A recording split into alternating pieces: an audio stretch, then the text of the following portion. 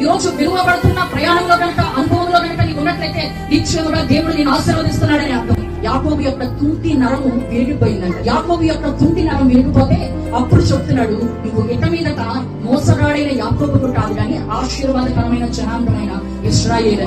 నీవు కూడా విలువబడితేనే ఆశీర్వాదం. ఒక ప్రాంతానికి మనం వెళ్ళినప్పుడు, ఒక స్టేట్ కానీ ఒక కళ్యాణ మండపానికి కానీ మనం ఏం చేస్తాము, మన ఇళ్ల పేరు కనపడతా ఉంటుంది. కొన్ని చోట్ల ఇంటి పేరు కనిపిస్తా ఉంటే మా వాడు కూడా కొంచెం పెద్ద ఇదే అనుకుంటా, చూసావా ఈ కాంప్లెక్స్ అంతా మా ఇంటి పేరుతో ఉందని ఎక్కడో తెలియని సంతోషం ఆనందం కలిగింది కదా. కానీ ఒక వ్యక్తి పేరుని ఒక దేశానికి పేరుగా మార్చడం ఏంటండి, అది ఎంత ఆశీర్వాదం. ఒక వ్యక్తి పేరుని ఈ రోజుకి మనం తలుచుకొని అది ఆశీర్వాదకరంగా మార్చిన దేవుడు, ఆ వ్యక్తి పేరుని వారి దేవుడని మనం జ్ఞాపకం ఎంత ఆశీర్వాదకరం. యాకోబుని ఎలాగ దేవుడు ఒక ఇశ్రాయేలు దేశంగా మార్చాడు. ఆ దేశం అయితే ఆశీర్వాదకరమైన దేశంగా, ఆశీర్వాదకరమైన ప్రాంతంగా ఎలా పిలువబడుతుందంటే యాకోబు దేవుని చేత విలువబడ్డాడు. కాబట్టి ఈ రోజు